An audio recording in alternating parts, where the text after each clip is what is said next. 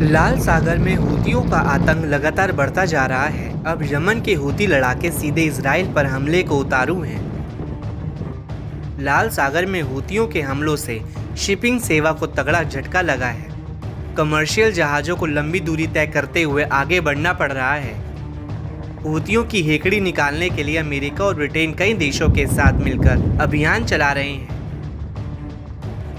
मगर यमन के इस विद्रोही गुट की ताकत कम होने की बजाय लगातार बढ़ती जा रही है। इस बीच एक खबर ने अमेरिकी प्रतिष्ठा को बड़ा झटका दिया है। दरअसल हूतियों पर लगाम कसने के लिए अमेरिका पूरा जोर लगा रहा है, मगर उसे अब तक कोई खास सफलता नहीं मिली है।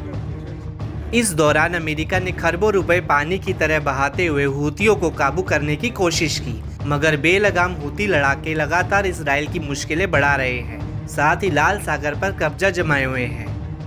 इस बीच अमेरिका लाल सागर में तैनात अपने जहाज़ों के रखरखाव के लिए और पैसा लगाने जा रहा है। अमेरिकी सेना के नए बजट के तहत ईरान समर्थित प्रॉक्सी गुटों के हमलों को विफल करने के लिए अमेरिका अपने मिसाइल के भंडारों को फिर से भरने की तैयारी में है। इसके लिए पेंटागन लगभग $1.2 बिलियन खर्च करेगा। साथ ही मिडल ईस्ट में अपनी मौजूदगी को बढ़ाने के लिए भी अमेरिका लगातार काम करता रहेगा।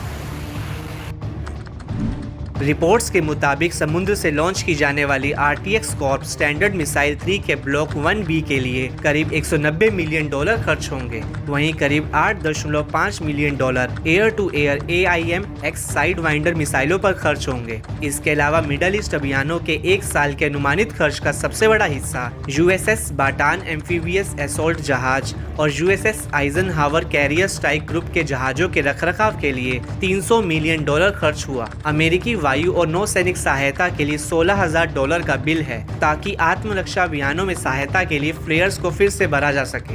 इजराइल को पहुंचाई जा रही एक सप्ताह की अमेरिकी सहायता की लागत करीब $120 मिलियन होने की संभावना है। ऐसे में साफ है कि हूतियों को रोक पाने में अमेरिका ने एड़ी चोटी का पूरा जोर लगाया है। बावजूद इसके हूतियों के हमले रुकने का नाम नहीं ले रहे हैं। अमेरिका और ब्रिटेन ने मिसाइलों, ड्रोन और लड़ाकू विमानों से हूतियों को निशाना बनाया, इलाके में अपने युद्ध पोतों और एयरक्राफ्ट कैरियर को तैनात किया, लेकिन ये सभी नाकाफी साबित हुए हैं।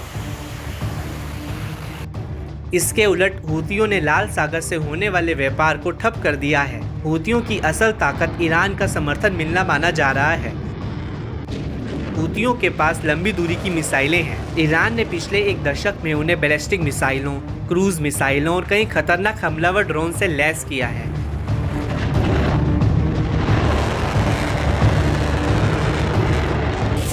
इससे हूतियों के हथियारों के भंडार भरे हुए हैं। हूती यमन में सऊदी अरब के खिलाफ एक लंबी लड़ाई लड़ने में सफल हुए।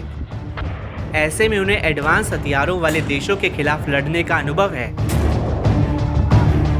पिछले कुछ सालों में हूती लड़ाके और भी साहसी हो गए हैं। उन्होंने इजराइल पर भी मिसाइल और ड्रोन से हमला किया और दर्जन भर अमेरिकी रीपर ड्रोन को मार गिराया। इससे हूतियों की महत्वाकांक्षा और घमंड 7वें आसमान पर है। उन्हें लगने लगा है कि यमन और उसके आसपास के इलाकों में उनकी ताकत को चैलेंज करने वाला कोई नहीं है। यमन एक ऐसे इलाके में स्थित है जहां युद्ध होने पर सीधे तौर पर वैश्विक नौवहन को खतरा पैदा हो सकता है।